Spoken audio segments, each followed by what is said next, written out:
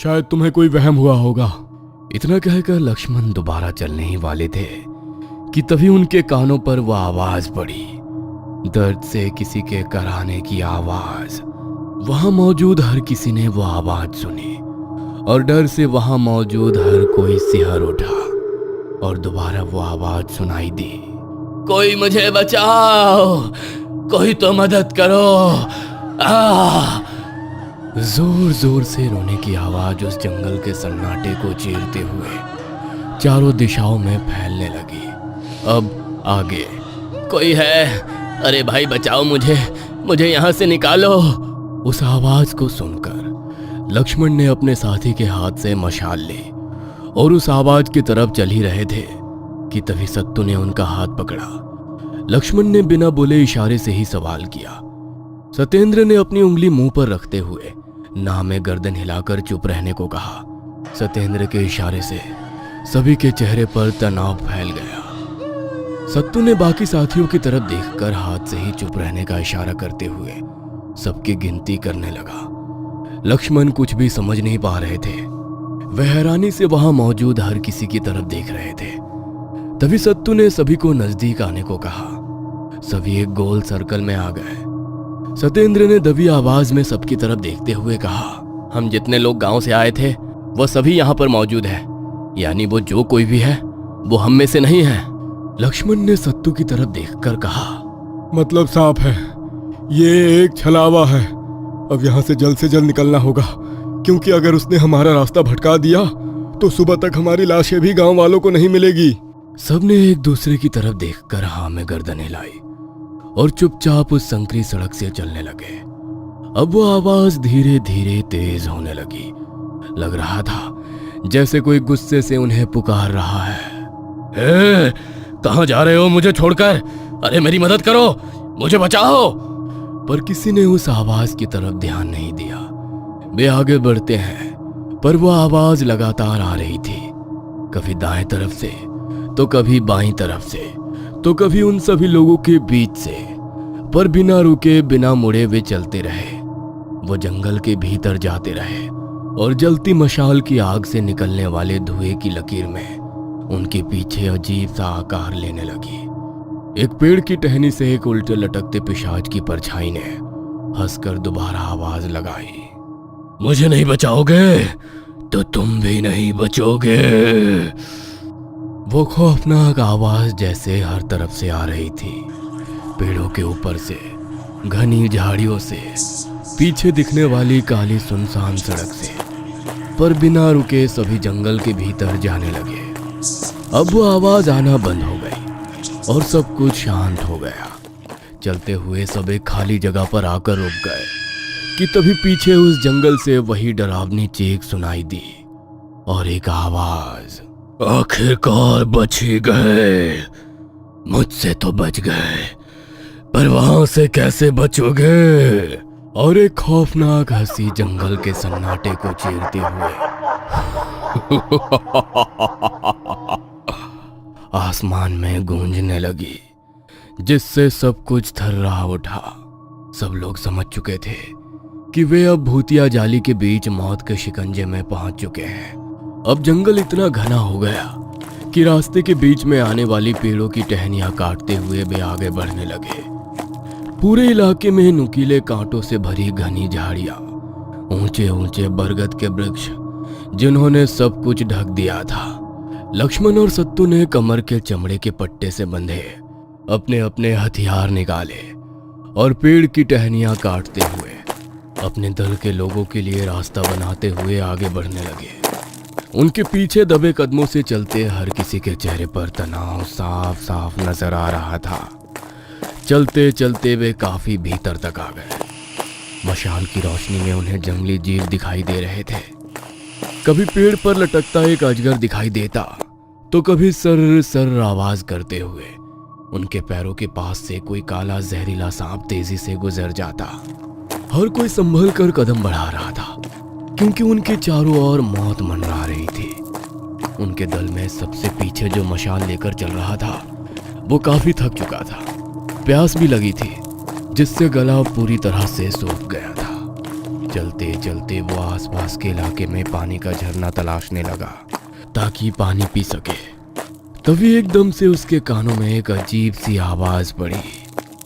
उसने अपने चलने की रफ्तार थोड़ी कमी की ताकि उस आवाज को ठीक से सुन सके, और वो आवाज सुन उसके कान खड़े हो गए।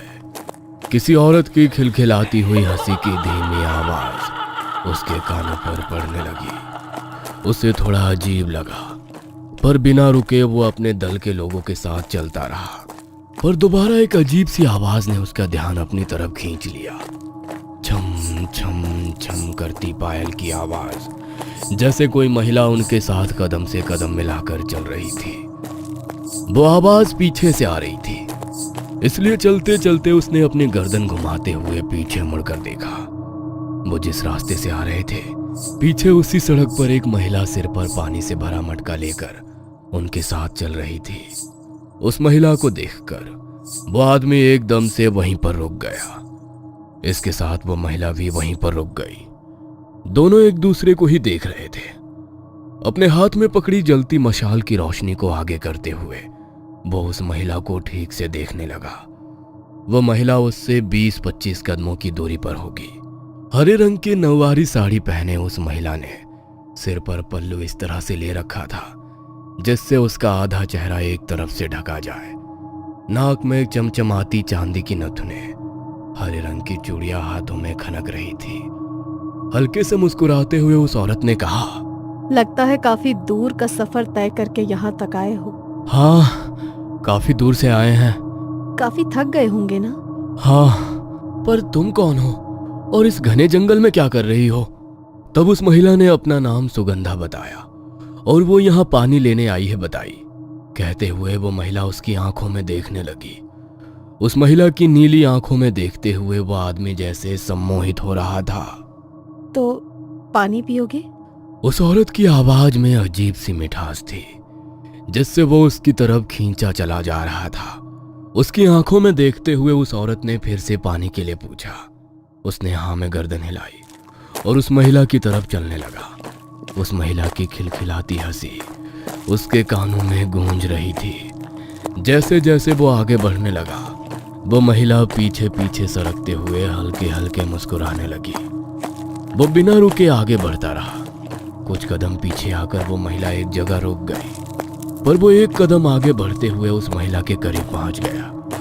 अब वो इतना नजदीक आ चुका था कि अपना हाथ आगे बढ़ाकर आसानी से उसे छू सकता था। उस आदमी ने हाथ में पकड़ी मशाल ऊपर उठाई और आग की रोशनी में उसकी आंखों में देखने लगा। उसकी आंखों में अजीब सी चमक थी। पल्लू दांतों से दबाए उस औरत ने पूछा, क्या देख रहे हो? उसकी गहरी आंखों में झांकते हुए उसने कहा, तुम्हारी खूबसूरती निहार रहा हूं। इन नशीली आंखों से झलकती शराब देख रहा हूं। तुम्हारी पायल की आवाज कानों के रास्ते दिल में उतार कर समेट रहा हूं। उसकी बहकी बातें सुनकर वो महिला हल्के से मुस्कुराई।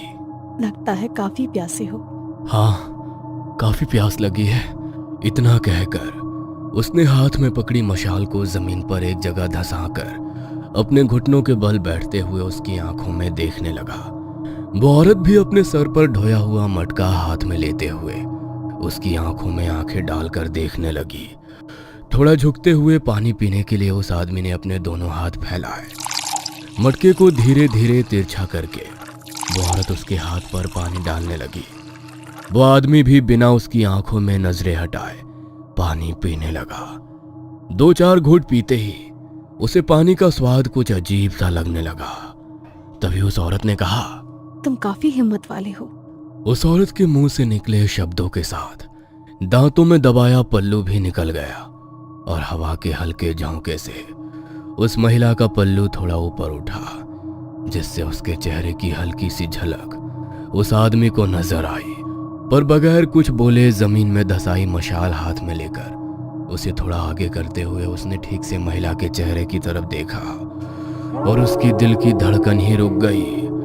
हड़बड़ाहट में वो झट से पीछे सरकते हुए जमीन पर गिर गया। डर से उनका जैसे खून ही जम गया था। अपनी खौफ भरी नजरों से सामने खड़ी उस महिला को देखने लगा और फिर अजीब से हंसते हुए उस महिला के मुंह से खौफनाक चीख निकली। उसकी आवाज से मानो उसके कान के पर्दे फट रहे थे। महिला का वो रूप देखकर उसकी जान हलक तक आ गई।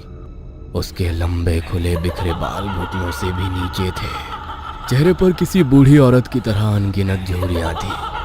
माथे पर बड़ा सा लाल कुमकुम का टीका और उसकी वो आंखें, उसकी तो आंखें ही नहीं थी। वो रूह कपा देने वाला रूप देखकर उस आदमी की आंखें फटी की फटी रह गई। वो अपने आप को संभाल पाता तभी सामने कुछ कदमों की दूरी पर खड़ी उस महिला ने अपने दोनों हाथ फैलाए और हंसते हुए ऊपर आसमान की तरफ देखने लगी। जमीन पर बैठा वो आदमी बेबस होकर सिर्फ उस महिला की हरकतें देख रहा था। उस महिला ने अपने दोनों हाथ फैलाए और गोल गोल घूमते हुए खुदी के चक्कर काटने लगी। उसके बाल बिखर कर अब उसके चेहरे पर आ गए थे। उसका रूप देखकर जमीन पर पड़े उस आदमी को अपना अंत नजर आ रहा था। उसकी धड़कनें तेज होने लगी और फिर डर के कारण एक जोरों की चीख उसके मुंह से निकल गई। वो आवाज सुनकर काफी दूर गए उसके साथी एकदम से रुक गए। सभी ने वो चीख सुनी थी।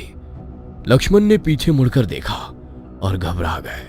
उन्होंने पूछा, मशाल लिया, तीसरा आदमी कहाँ है? सब एक दूसरे की तरफ देखने लगे। उन्होंने लोगों को गिन कर भी देखा पर सबसे आखिर वाला इंसान गायब था। वे समझ गए और जिस रास्ते से आए थे दोबारा उसी रास्ते पर गुमशुदा हुए उस आदमी को ढूंढने के लिए चल पड़े। अपने अपने हथियार निकालकर सब पीछे दौड़ने लगे। उन्हें चीखें तो सुनाई दे रही थी पर वो आवाज आ कहां से रही थी ये समझ नहीं आ रहा था। लक्ष्मण ने सत्तू से कहा, हम 2 दलों में बंटते हैं। सब अपनी अपनी मशालें जलाओ और साथ रहो ताकि कोई भी दल से अलग ना हो जाए, ठीक है? पर चौकन्ना रहिए। 2 हिस्सों में बढ़कर सब आवाज की दिशा में आगे बढ़ने लगे। आवाज लगातार आ रही थी। अपने साथी की दर्दनाक चीखें उनका हौसला तोड़ रही थी। सब एक के पीछे एक ऐसे झाड़ियों के बीच से रास्ता बनाते हुए तेजी से आगे बढ़ रहे थे। वे एक जगह आकर रुके। वहां पर जलती हुई एक मशाल जमीन पर पड़ी हुई थी। मशाल उठाकर हाथ में लेते हुए लक्ष्मण ने कहा, वो यहीं कहीं है। जल्द से जल्द हमें उसे ढूंढकर आगे बढ़ना होगा वरना देर हो जाएगी। सब आसपास का इलाका देखने लगे। तभी एक पेड़ के नीचे खड़े सत्तू की हाथ में ली मशाल की आग में कुछ चिपचिपा गिरा जिससे आग एकदम से चर चर आवाज करते हुए जलने लगी। सत्तू की नजरें धीरे धीरे ऊपर की तरफ जाने लगी। डर के मारे वो कुछ कदम पीछे हट गया। किसी चमगादड़ की तरह उनका वो साथी पेड़ की टहनी से उल्टा लटका हुआ था। एक अजीब सी डरावनी आवाज में उसने कहा, बड़ा लंबा सफर तय करके आए हो तुम लोग। काफी थक गए होगे ना? कौन हो तुम? मैं कौन हूँ ये छोड़ो। जिंदा रहना चाहते हो तो इस इलाके से निकल जाओ। उसकी तरफ देखते हुए सत्तू ने कहा, ठीक है, हम यहाँ से चले जाएंगे। बस उस मासूम बच्ची को हमारे हवाले कर दो जिसे तुम यहाँ ले आए हो। चमगादड़ की तरह उल्टे लटके उस आदमी ने गुस्से से कहा, बेवकूफों, उस लड़की को मैं यहाँ लेकर नहीं आई और उसे जो यहाँ लेकर आया है वो उस लड़की को तो क्या तुम लोगों को भी यहाँ से जिंदा लौटने नहीं देगा। आगे कुछ बोलता तभी वो आदमी धप से जमीन पर गिर गया और वहीं बेहोश हो गया। सभी के दिल की धड़कन तेज हो गई थी पर किसी की भी आगे जाने की हिम्मत नहीं हो रही थी। लक्ष्मण ने कदम आगे बढ़ाए तभी सत्तू उन्हें रोकते हुए मशाल लेकर दबे कदमों से खुद उसके पास गया। वो चुपचाप जमीन पर पड़ा था। नीचे घुटनों के बल बैठा सत्तू उसे उठाने की कोशिश करने लगा पर वो पूरी तरह से होश खो बैठा था। सत्तू ने लक्ष्मण की तरफ देखकर कहा, शायद हमें इसे यहीं छोड़कर आगे बढ़ना होगा। वापस लौटते वक्त इसे ले जाएंगे। सत्तू ने दोबारा उसके कंधे को पकड़कर हिलाया और तभी जमीन पर बेहोश पड़े उस आदमी ने एकदम से आंखें खोलकर सत्तू की तरफ देखा और झट से उसकी गर्दन एक हाथ से पकड़कर तोड़ दी। कदम कदम पर बढ़ते खतरे से कैसे निपटेंगे? सत्तू का क्या होगा? वो बच पाएगा या शैतान उसे खत्म कर देगा? क्या वे उस लड़की तक पहुंच पाएंगे? देखते हैं अगले एपिसोड में।